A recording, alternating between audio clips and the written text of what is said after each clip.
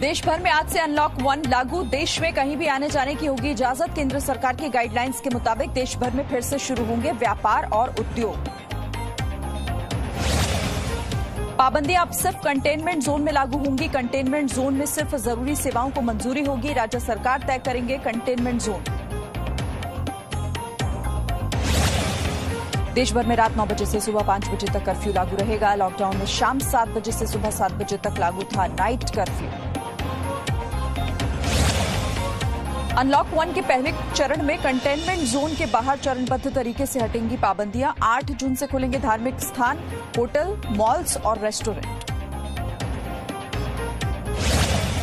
Hotel, malls, restaurant के लिए स्वास्थ्य मंत्रालय जारी करेगा गाइडलाइंस। सोशल डिस्टेंसिंग के लिए सरकार की गाइडलाइंस का करना होगा पालन। केंद्र सरकार ने लॉकडाउन तय करने का अधिकार राज्यों पर छोड़ा। जरूरत पड़ने पर कंटेनमेंट जोन के बाहर भी लगा सकते हैं पाबंदी।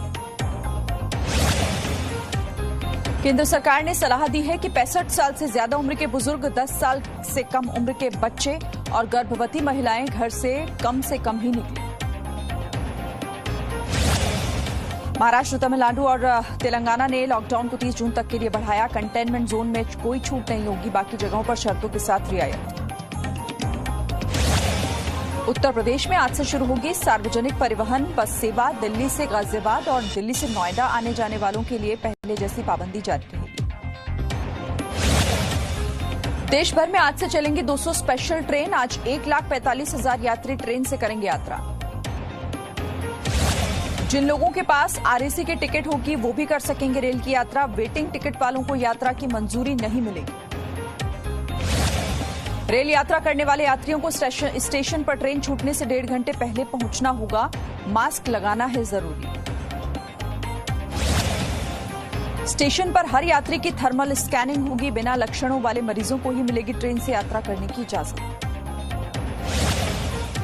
म्यूजिक डायरेक्टर वाजिद खान का देर रात हुआ निधन। सीने में दर्द की शिकायत के बाद उन्हें कल अस्पताल में एडमिट कराया गया था। पाकिस्तानी उच्चायोग के 2 अधिकारियों को जासूसी के आरोप में हिरासत में लिया गया। दोनों जासूसों को पाकिस्तान वापस भेजा जाएगा। दिल्ली पुलिस ने उच्चायोग के आबिद हुसैन और ताहिर खान को रंगे हाथों जासूसी करते हुए पकड़ा। दोनों पर आईएसआई के लिए जासूसी करने का आरोप। देश में कोरोना के संक्रमितों की संख्या 1,82,000 से ज्यादा। कोरोना से देश में अब तक 5,164 लोगों की मौत हो चुकी है। महाराष्ट्र में कोरोना संक्रमितों की संख्या 65,000 से ज्यादा हुई। कोरोना से महाराष्ट्र में 2,197 लोगों की मौत। महाराष्ट्र सरकार ने फिल्म और सीरियल्स की शूटिंग शुरू करने की इजाजत दी। प्रोड्यूसर, ब्रॉडकास्टर और फेडरेशन की मीटिंग के बाद लिया गया फैसला। दिल्ली में कोरोना संक्रमितों की संख्या 18,000 के पार। राजधानी में कोरोना से 416 लोगों की हुई मौत।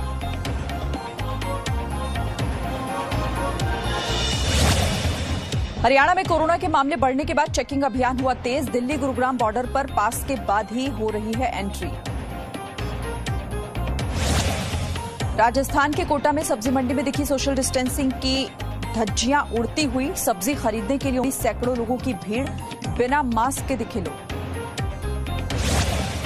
मध्य प्रदेश में कंटेनमेंट एरिया में लॉकडाउन 30 जून तक बढ़ा दिया गया। पूरे प्रदेश में रात 9 से सुबह 5 बजे तक आवागमन प्रतिबंधित रहेगा। 8 जून से प्रदेश में सभी धार्मिक स्थलों को खोला जाएगा। धार्मिक स्थलों पर आने वाले लोगों को सोशल डिस्टेंसिंग का ख्याल रखना होगा। यूपी के बिजनौर में बच्चों के मामूली विवाद के बाद जमकर पत्थरबाजी हुई। 2 पक्षों ने एक दूसरे पर लाठी डंडों से हमला किया।